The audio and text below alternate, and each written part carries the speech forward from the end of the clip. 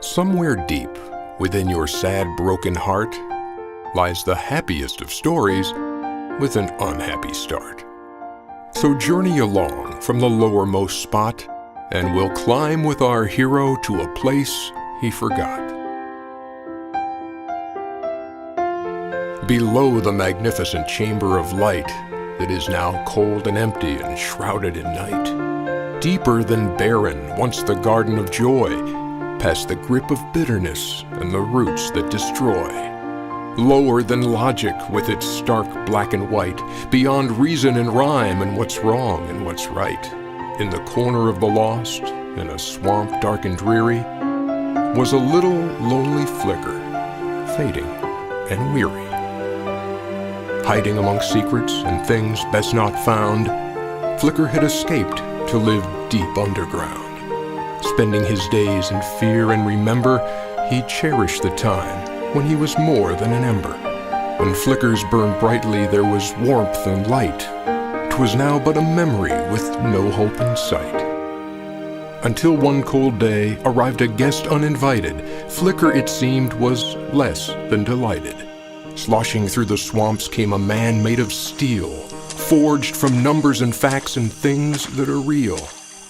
His name was Reason, and from logic he came, and he most urgently sought to speak with this flame. Dear Flicker, my friend, it has been some time, but something has happened, a most heinous crime, a dark, sinister force, and to say this, I cringe, has smothered this world, and his name is the Fringe. As my memory serves, so I know it's a fact, there will be no more life if you don't travel back. It is beyond my powers to fix or restore, to bring back the beauty and warmth once more. So all that is frozen will thaw and then grow, but you can't do that here, all hidden below. Come now, small Flicker, remove that pout. Unless you surrender, you can't be snuffed out. So off with you now and get on your way. Your mission is urgent, you must start today. With a stiff upper lip, off went our Flicker, and with each bold step his pace became quicker. He zipped past the thickets and whispering trees, and found great metal towers buzzing like bees. This land lacked life and color to boot, for robots don't sing, dance, or paint, just compute. The land of logic, the sign said it well, for logic has facts and figures to tell.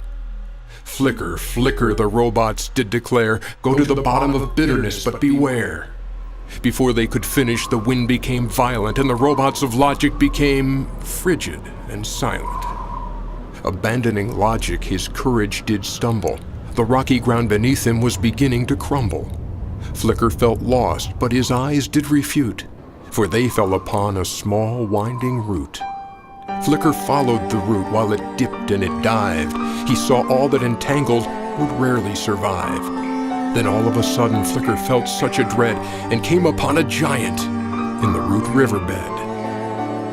I am the remains of a river now dry, soaked up by the Fringe, if you wonder why. Where once water flowed that gave life to the land, I was king of the currents, now it's out of my hands. I am quite stuck here with these poisonous roots, with no will to leave or to change my pursuits. Held captive by bitterness and these roots overgrown, I've accepted this dryness and my death on this throne. For what would I do here where dead plants abound, unless there is warmth and some light to be found? Now leave me alone, without tears I can't cry. You can climb out the top, but don't ask me to try. Flicker ran to the giant with hopes of releasing, when a great gust of wind burst through without ceasing. The roots were then rattled, and the dirt that was dried collapsed on the giant in a massive landslide. Climb, Flicker, climb, a muffled voice said, for the ground has broke open just over your head. Flicker scaled the thick roots and without hesitation pushed through to Barren, the land of desolation. This land was once filled with melodies of light and fields of sunflowers, a breathtaking sight. Now covered and condemned by gray icy snow, impossible for any creature of light to grow. In the distance he heard a cart's squeaky wheel. A shadowy figure stepped out, his identity revealed. I was the gardener, my friends called me Crow. My cart holds the seeds I can no longer sow. I know you are tired and your flame still grows faint, but please spare a moment to hear my complaint. As long as the fringe is smothering flames, this dormant wasteland is all that remains. Now, if I think rightly, I believe you were there, in the chamber that gave light and warmth to the air. Perhaps you could return, I'm willing to assist.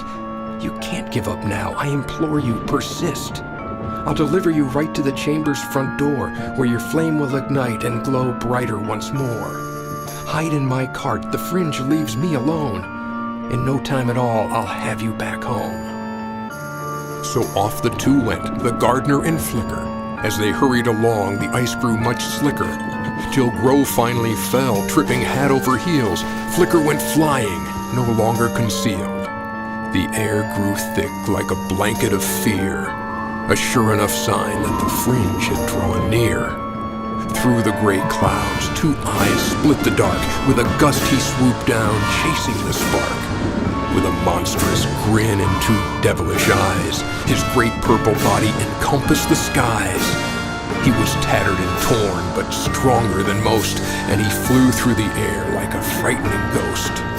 So Flicker did flee, running into the chamber, hoping beyond hope he could escape this fierce danger.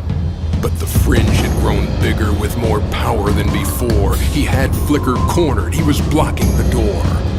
The fringe towered high and smiled with delight. You're all on your own, there's nothing to light. I've been waiting so long for this moment, no doubt. Then he lunged on poor Flicker and smothered him out. The fringe snarled with laughter that rang through the tower. The dark deed was done, he had absolute power. And thus was the act that ended this grudge. For the last little Flicker was now but a smudge. Our hero had fallen, thus ending the fight, unleashing the darkness and permanent night. The fields would stay frozen and the roots would stay dry. Reason would reason it was pointless to try. The deep swamp of secrets would freeze far and wide, sealing the tomb on a land that had died. The fringe turned his back to the little black spot and started smelling smoke and feeling quite hot. He looked down calmly, his nerves not yet phased, and was shocked to find it was him all ablaze. The fringe screamed at Flicker as the fire grew stronger. I should have smothered you out a little while longer. Although Fringe was large, he wasn't quite smart. Little did he know he was doomed from the start. Fringe had forgotten that when putting out fires, dried up old blankets make fires grow higher. The fringe made a dash to the roof in a scorch. The chamber ignited like a bright burning torch. The fringe was consumed in a moment, a flash. And instantly this terror was nothing but ash. For Flicker had grown in size and in might, thereby producing the life-giving light that flowed from the tower and flooded the land with a beauty and warmth. The sight was so grand. The garden was thawing, no longer a waste, and Grow the wee gardener planted seeds with much haste. The river below began flowing again and set free the giant and the roots he did tend. The robots of logic engineered their delight, once again in charge of what's wrong and what's right. With no longer a need to hide secrets away, the swamp disappeared with all its decay. So Flicker lived on at his home in the chamber, becoming so strong he no longer fled danger. A family of Flickers now ignited this tower, giving warmth to the air and light to the flowers. So let it be known that a fire burns bright, deep in your heart, in the darkest of night. You must fan the flame of belief in your soul, so your own little Flicker will never grow cold.